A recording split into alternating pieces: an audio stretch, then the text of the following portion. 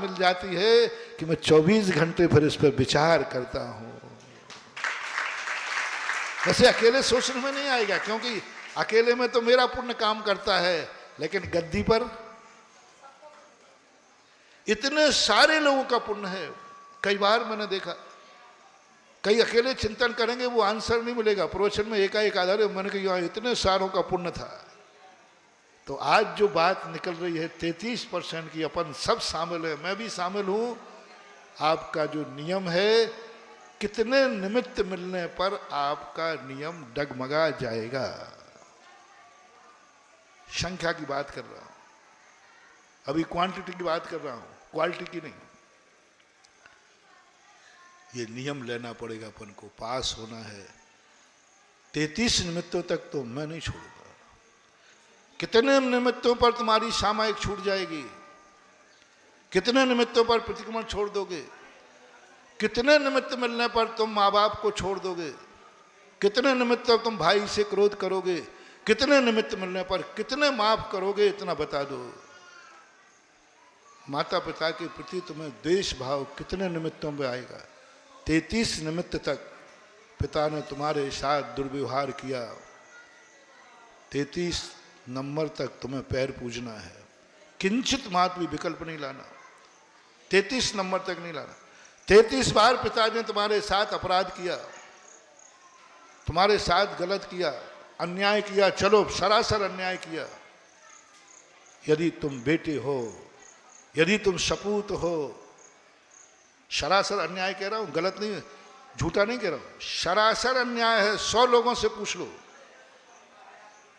कि पिता ने तुम्हारे साथ अन्याय किया है, 100 लोगों से कह रहा हूं मैं। सर्वज्ञ भगवान से पूछ लो कि पिता ने मेरे साथ अन्याय किया है कि नहीं, तो सर्वज्ञ भी क्या कहेगा? अन्याय है, अन्याय है। तब भी तुम्हें पिता के प्रति द्वेष भाव नहीं करना। 33 निमित्तों तक है, 33 बार वो अन्याय करेगा, 33 बार तेरी जिंदगी बर्बाद करेगा। कौन? दुश्मन नहीं, दुश्मन नहीं कह रहा हूं, माता पिता। तो भी तुम्हारा मन उनके प्रति आदरणीय बना रह सकता है क्या? क्या पितृत्व पढ़ने का गरिमा बनी रह सकती है क्या? क्या तुम्हारे मन में उनके प्रति कोई आकुल व्याकुल परिणाम नहीं आएगा? तो आप 33 नंबर में पास हुए हो, सपूत बने 33 नंबर वाले। फैसला कर लेना, आज हर चीज का फैसला करना। 33 नंबर के आप सपूत कहलाने, क्योंकि आपने 33 बार पिता की बात को कोई मन विकलित नहीं किया, माँ की बात को कोई विकलित नहीं किया। 33 नंबर लाना है हर चीज में। 2 भाई हो, यदि तुम सगे भाई हो तो या तो पूर्व जन्म के बैरी हो या जन्म जन्म के भाई हो।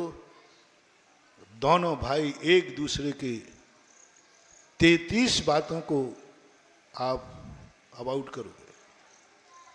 भाई ने गलत कर रहा, कोई बात नहीं, भाई है, उस पर ध्यान ही नहीं जाए।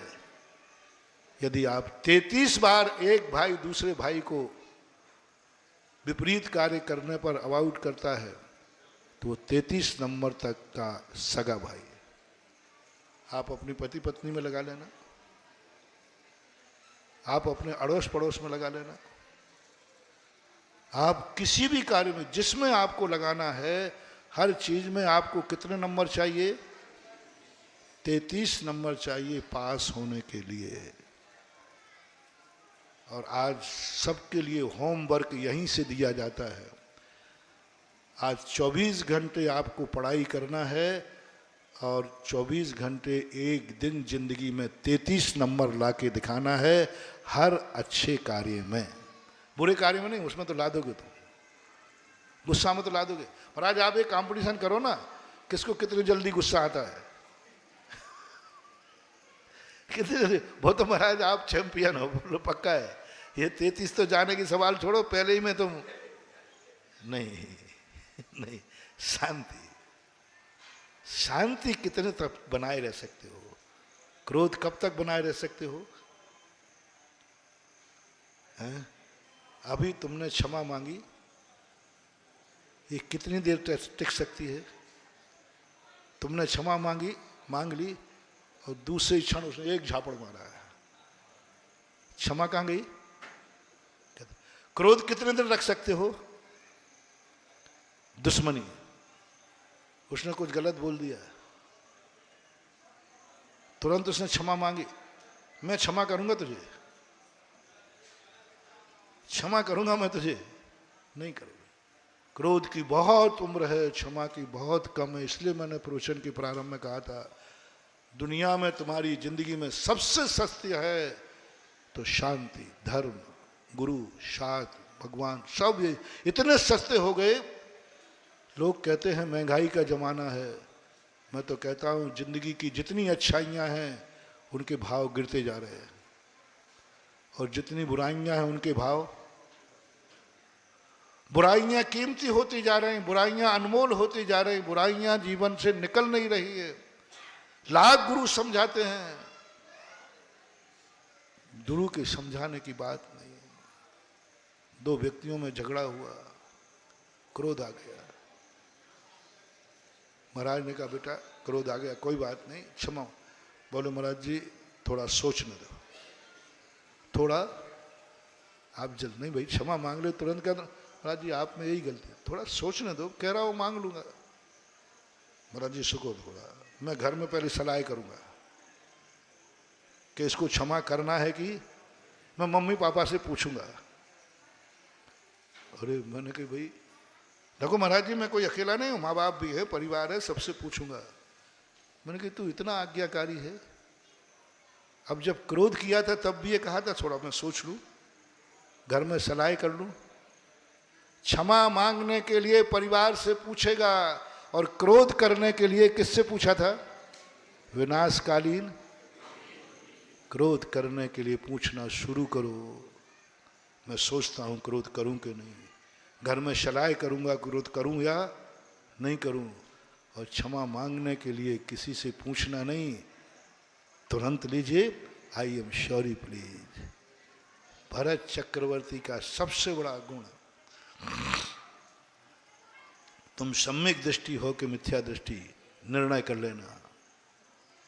भरत चक्रवर्ती का क्रोध आया, आपे से बाहर आया, लेकिन शब करने के लिए, युद्ध करने के लिए उन्होंने मंत्रियों से सलाह ली, परामर्श किया। भरत बाहुबली का युद्ध देखना, युद्ध करने के लिए मंत्रणा हुई, क्रोध करने के लिए मंत्रणा हुई, मीटिंग हुई,